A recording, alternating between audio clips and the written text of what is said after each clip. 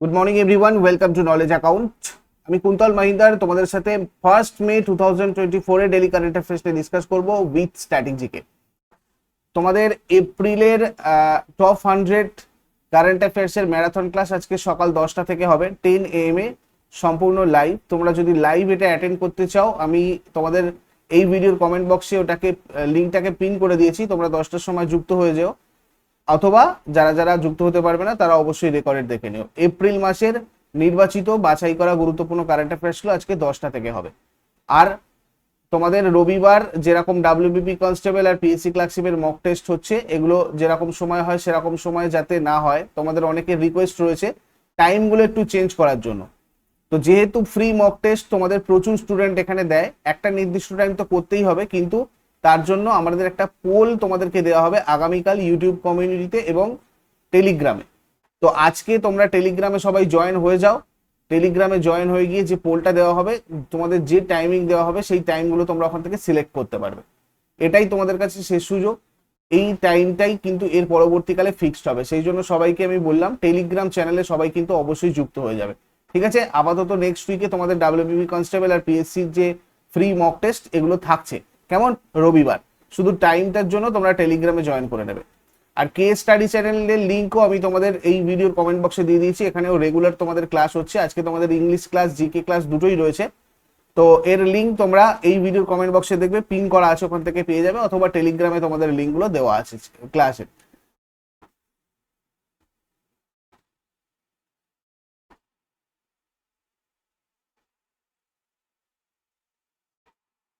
দেখো, প্রথম প্রশ্ন আজকে যেটা দেখবো আমরা, 2018 লাচ্চু মহারাজ পুরস্কারে ভূষিত হয়েছেন কে? লাচ্চু মহারাজ পুরস্কারে ভূষিত হয়েছেন হেমা মালিনী। দেখো, 31শে আগস্ট 2024-এ উত্তরপ্রদেশের লখনৌতে একটা অনুষ্ঠান হবে যেখানে এই পুরস্কারটা দেওয়া হবে। আর এই লাচ্চু মহারাজ পুরস্কারটা প্রসিদ্ধ কত্থক উদ্যোক্তাদের সম্মানে চালু করা হয়েছে। ঠিক আছে, যারা কত্থক নৃত্যের সাথে জড়িত বা কত্থক নৃত্যের সাথে যে কোনো ফিল্ডে জড়িত, সেক্ষেত্রে এই লাচ্চু মহারাজ পুরস্কার তাদেরকে দেওয়া হয়। এই লাচ্চু মহারাজ 1907 সালে লখনৌতে বাইজনাথ প্রসাদ জন্মগ্রহণ করেছিলেন। তিনি একজন বিখ্যাত শাস্ত্রীয় কত্থক নৃত্যশিল্পী এবং কোরিওগ্রাফার ছিলেন। তিনি 1978 সালে মারা যান। কেমন, দেখো রিলেটেড কোয়েশ্চেন সেখান থেকে কি কি আসতে পারে। 1957 সালে সঙ্গীত নাটক একাডেমি পুরস্কারে ভূষিত লাচ্চু মহারাজ কোন ক্ষেত্রের অন্তর্গত? তোমরা কি বলবে? ইনি একজন বিখ্যাত কত্থক নৃত্যশিল্পী। এছাড়া ধরো তোমাদের জিজ্ঞাসা করা হলো কত্থক শাস্ত্রীয় নৃত্যের লখনৌ ঘরানা কে প্রতিষ্ঠা করেছিলেন? তোমাদের বলতে হবে ওয়াজিদ আলী শাহ। কে 2024 লাচ্চু মহারাজ পুরস্কারে ভূষিত হয়েছেন? পণ্ডিত রাজেন্দ্র কুমার গঙ্গানি। ভারতে কটা শাস্ত্রীয় নৃত্যরীতি রয়েছে? মোট 8টা নৃত্যরীতি রয়েছে, আমরা জানি। ক্লাসিক্যাল ডান্স আমাদের কটা আছে? 8টা আছে। আচ্ছা, এবারে দেখে নাও এই অ্যাওয়ার্ড গুলো যারা যারা পেয়েছে সেগুলো অতটা ইম্পর্টেন্ট না হলেও এরা কারা কারা কত্থকের সাথে যুক্ত, ভেরি ভেরি ইম্পর্টেন্ট। তোমাদের ইন্ডিয়ান আর্ট অ্যান্ড কালচার থেকে এই জায়গাগুলো খুব ভালো করে কিন্তু সবাই নোট করে রাখবে। ঠিক আছে, যেমন ধরো উমা শর্মা, ইনিও কত্থক হচ্ছে নৃত্যের সাথে জড়িত। রমা বৈদ্যনাথন, উমা ডোগরা, হেমা মালিনী, সায়রা বানু। ঠিক আছে, হেমা মালিনী, সায়রা বানু এগুলো খুব ভালোভাবে দেখে রাখবে। এনারা কিন্তু সবাই কত্থক নৃত্যের সাথে জড়িত। ঠিক আছে, এবং 2018-19-এ এনারা কিন্তু এই অ্যাওয়ার্ড পেয়েছিলেন। এছাড়া সন্ধ্যা পুরেচা সঙ্গীত নাটক একাডেমির চেয়ারম্যান। ঠিক আছে, সঙ্গীত নাটক একাডেমির চেয়ারম্যানকে, এটাও তোমাদের এখান থেকে জানা হয়ে গেল।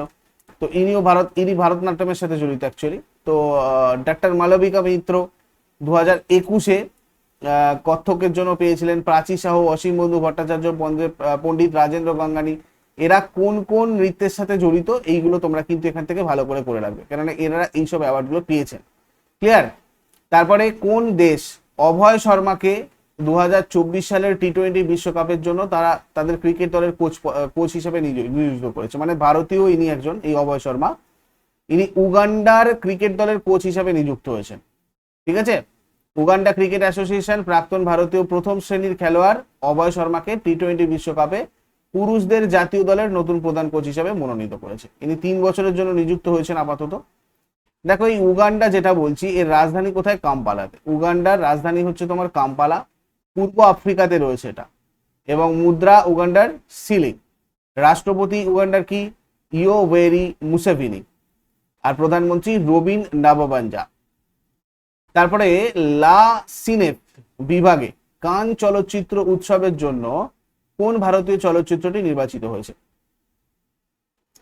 Sunflowers were the first ones to know, এই চলচ্চিত্রটা লা সিনে ক্যাটাগরিতে কান চলচ্চিত্র উৎসবের জন্য নির্বাচিত হয়েছে। এটা একটা ভারতীয় চলচ্চিত্র। দেখো, এই sunflowers were the first ones to know, এর পরিচালক হচ্ছেন চিদানন্দ এস নায়ক।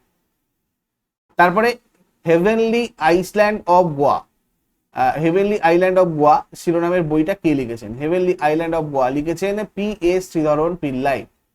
পি এস শ্রীধরন পিল্লাই ইনি হচ্ছেন গোয়ার রাজ্যপাল, ইনি লিখেছেন হেভেনলি আইল্যান্ড অফ গোয়া। সম্প্রতি খবরে আসা ক্রিস্টাল মেজ 2 কি?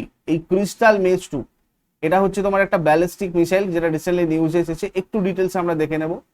ভারতের মানে কৌশলগত বাহিনী কমান্ড সফলভাবে তার মাঝারি পাল্লার এই ব্যালিস্টিক ক্ষেপণাস্ত্র ক্রিস্টাল মেজ 2 এর একটা নতুন মডেল পরীক্ষা করেছে রিসেন্টলি, সেই জন্য একটা নিউজ এসেছে। আর এই ক্রিস্টাল মেজ 2 এই মিসাইলটার পরিসীমা মানে রেঞ্জ হচ্ছে তোমার 250 কিলোমিটারের বেশি। আর এটা আন্দামান নিকোবর দ্বীপপুঞ্জের একটা SU-30 MKI যুদ্ধ বিমান থেকে উৎক্ষেপণ করা হয়েছিল। তারপরে দেশীয় প্রযুক্তিতে প্রথমবার জওয়ানদের জন্য সবচেয়ে হালকা বুলেট প্রুফ জ্যাকেট সফলভাবে তৈরি করেছে কে? এটা করেছে ডিআরডিও। দেখো এই জ্যাকেটটা ছবি হচ্ছে, এটা এই জ্যাকেটটা তৈরি করেছে ডিআরডিও। দেশীয় প্রযুক্তিতে এটা তৈরি এবং প্রথমবার জওয়ানদের জন্য এই ধরনের একটা সবচেয়ে হালকা বুলেট প্রুফ জ্যাকেট সফলভাবে তৈরি করেছে কানপুরে অবস্থিত DRDO defence materials and stores research and development establishment. এটা ডিআরডিওরই একটা মানে হচ্ছে তোমার পার্ট। এটা রয়েছে কানপুরে, defence materials and stores research and development establishment, DMSRDE করেছে, ঠিক আছে? ডিআরডিওরই একটা পার্ট রয়েছে কানপুরে। ক্লিয়ার? আচ্ছা, এই ডিআরডিও সম্পর্কে আমরা যদি দেখি, ডিআরডিও প্রতিষ্ঠিত হয়েছিল 1958 সালে। এর হেডকোয়ার্টার রয়েছে ডিআরডিও ভবন, নিউ দিল্লি ডিআরডিও ভবন। আর চেয়ারম্যান রয়েছেন ডক্টর সমীর ভি কামাত বর্তমানে। তারপরে 5G নেটওয়ার্কের দক্ষতা বৃদ্ধির জন্য বা কার্যক্ষমতা বৃদ্ধির জন্য সি.ডট কার সাথে একটা চুক্তি স্বাক্ষর করেছে? সি.ডট রিসেন্টলি আইআইটি যোধপুরের সাথে একটা চুক্তি স্বাক্ষর করেছে 5G নেটওয়ার্কের আরো মানে কার্যক্ষমতা বাড়ানোর জন্য। সি.ডট মানে হচ্ছে centre for development of telematics. এটা হচ্ছে ভারতীয় সরকারের মালিকাধীন একটা টেলিকমিউনিকেশন প্রযুক্তি উন্নয়ন কেন্দ্র, 1984 সালে প্রতিষ্ঠিত হয়েছিল।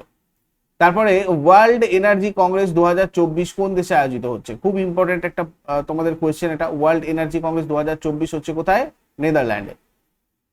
Indian Renewable Energy Development Agency Limited, যেটাকে আমরা বলছি IREDA, ঠিক আছে? তো এর চেয়ারম্যান আর ম্যানেজিং ডিরেক্টর কে রয়েছেন? প্রদীপ কুমার দাস। এই প্রদীপ কুমার দাস আমস্টারডাম নেদারল্যান্ডের অনুষ্ঠিত আমস্টারডামে ওয়ার্ল্ড এনার্জি কংগ্রেসের 26তম সংস্করণে অংশগ্রহণ করছেন। নেদারল্যান্ডের রাজধানী হচ্ছে এই আমস্টারডাম। কেমন? এখানে একটু টাইপিং মিস্টেক আছে, অ্যাডজাস্ট করে নেবে। অফিসিয়াল ভাষা হচ্ছে, অফিসিয়াল ল্যাঙ্গুয়েজ তোমার ডাচ। নেদারল্যান্ড হচ্ছে উত্তর পশ্চিম ইউরোপের একটা দেশ। আর এর প্রধানমন্ত্রী মার্ক রুট রয়েছেন বর্তমানে। নেক্সট, সম্প্রতি খবরে আসা